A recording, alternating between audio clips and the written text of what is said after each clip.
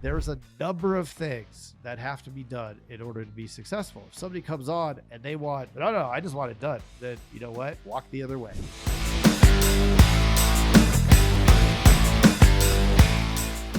Good morning, whichever one it is. This is Craig Pretzinger, and this is another Agency Playbook. Grateful to have you here, and thanks for listening. We appreciate the listen. So don't forget to subscribe if you haven't. You can subscribe here. You can subscribe on YouTube. You can subscribe on Apple Podcasts, wherever you're listening. But make sure to make your way over to the YouTube channel because we do have some great content and started some new things, some shorts and quick tips that you can grab if you find us motivating and informational. And I hope we are. If not, shoot us a message and let us know because we would love to answer any questions that you may have. So hit the Facebook group, Insurance Dudes, 4,000 people in there, lots of resources and opportunities to help grow as well. So you might have thought with that title, can most insurance agents hang with this heat? And what heat am I referring to? Oh, I'm talking about your heat. What about your heat? So this is an interesting thing. We as agents, and well, myself, I remember when I first became an agency owner back in 2008,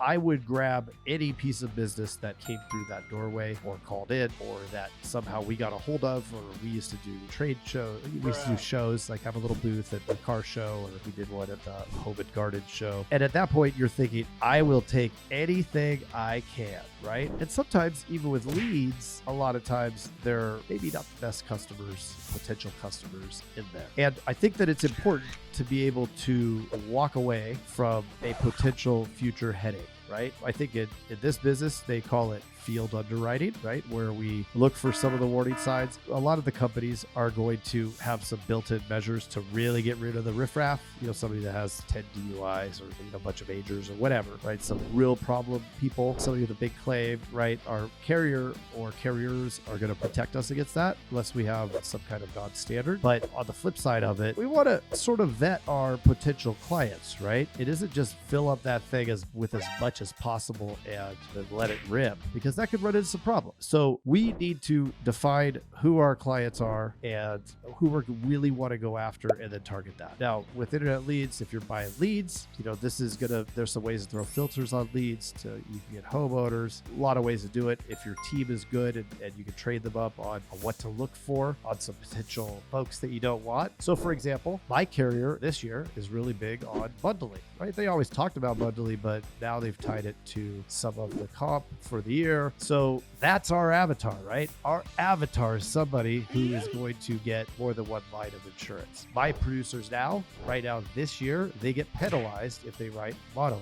So guess what? They don't write monoline. It's very rare. They have to get a special permission and they will be penalized even if it gets written. So there's a lot of ways to enforce that. And I can tell you that if you do something like that, where you draw that hard line and maybe you don't write quite as much new business because you've put this into place. But after time, I can tell you, you can fill that gap either by upping your lead spend, upping your dials, whatever it is, to just make more contacts and get to that end result. But I would take a hard look. The thing that I did was I looked at, okay, what is my bonus if I don't hit my maximum potential on bonus because we have not hit the threshold for the bundled policies? Well, it's pretty simple to figure out that it would have cost substantial amount of bonus by dumping in all those monoline policies.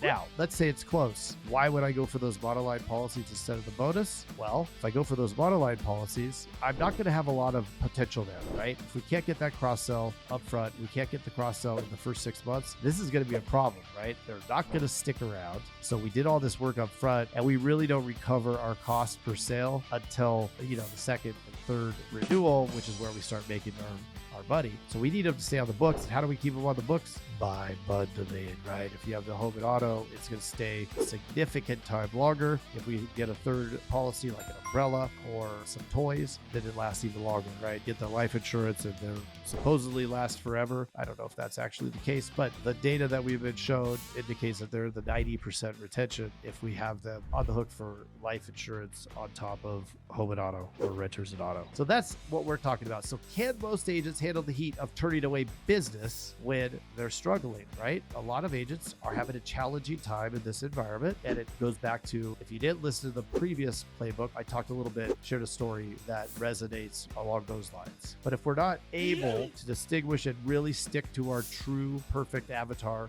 the client that we need to sign up or the customer that we need to bring in the door, and make exceptions and bring in other people, it's going to be a challenge. And we've had the same thing happen. Another example with the Teledudes program, same thing, right? Over there's a number of things that have to be done in order to be successful. If somebody comes on and they want, no, I just want it done, then you know what? Walk the other way. It's not going to be a good fit. And we tell a lot of folks, not going to be a good fit. I'm sure that Jason's going to bring this up too in one of his playbooks to talk about Tom Brady, even though he has no business talking about foosball. But I'm going to talk real quick about Tom Brady and what made Tom Brady so great. What made Tom Brady arguably the best quarterback that's been around, at least in our era. I probably should say probably is, right? Statistically is the best. So what made him the best? If you talk to Belichick or you talk to anybody in the organization or even himself, what they will tell you is he is coachable, right? This is the guy that should have the largest ego in the world, right? He's won the Super Bowl a million times. He's married to a supermodel. Everything's going his way, right? His bank account's got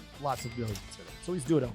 He's doing pretty good for himself. Yet, he is still willing to take feedback, still willing to have somebody break him down if he did do well, still willing to accept advice on how he can improve. And that's what creates champions, right? Champions seek to improve. So same thing in our program after you got in with your agency, when we're selling the folks that are going to be our ideal client, we need them to be bought in, right? We need to have those conversations that create a bond and they're bought in to our coverages. It's not just apples to apples, let me get you the best deal. And that's what your producers are gonna do if they're not trained, if we're not working on those scripts, if there's no script in place, if there aren't specific actions that need to be taken and some qualifiers for do business, right? They're going to go the easiest way. They're going to sell our price and they're going to write that bottom line. Well, is that what you want, right? Is that what you want? I want certainly not. And I don't think anybody that's listening to this wants that. That's why you're listening to this, right? For improvement. And that's what I'm going to leave you with is that thought. Think about that as you walk in the door tomorrow. What are you going to do?